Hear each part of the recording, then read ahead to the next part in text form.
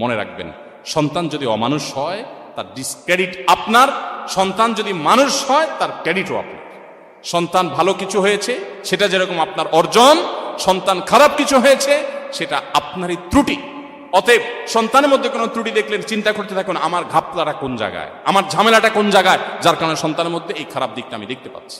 কয়জন অভিভাবক, আমি তো আমার জীবনে একজন অভিভাবকও পাইছি কিনা আমার মনে পড়ে না, থাকতে পারে আমার স্মৃতির বাইরে বা আমার মনে নাই, এরকম আমার সচরাচর মনে পড়ে না যে কোনো অভিভাবক এসে বলেছেন যে হুজুর দোয়া করবেন আমার ছেলেটা যেন মানুষের মতো মানুষ হয়। কিছু আছে বলেন, কিন্তু সে বলাটা গতানুগতিক টাইপ মনে হয়, একান্ত হৃদয়ের আকুতি থেকে যে আমার সন্তানটাকে যেন আল্লাহ রাব্বুল আলামিন এই সমাজে যত ফিতনা আছে, যুব সমাজকে ধ্বংস করবার জন্য যত আয়োজন আছে, এই আগুনের আঁচ থেকে বাঁচিয়ে যেন মানুষ বানান। কয়জন বাবা মা দোয়া চান?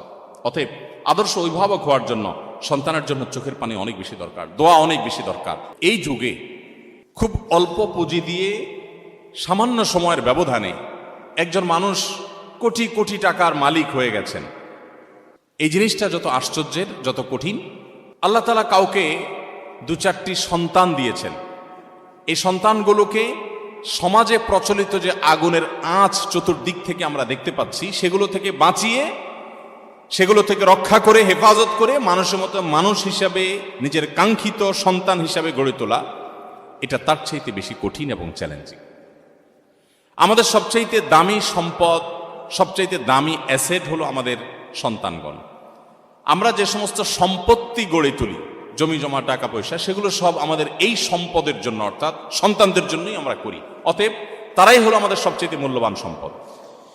এই সন্তানদেরকে আপনি যদি হাফেজে কোরআন, আলেমে দ্বীন, আল্লাহ ভীরু, মুত্তাকি, পরহেজগার এবং ভালো মানুষ হিসাবে গড়ে তুলতে চান, তাহলে কয়েকটি বিষয় আপনাকে লক্ষ্য রাখতে হবে। নাম্বার 1, আপনার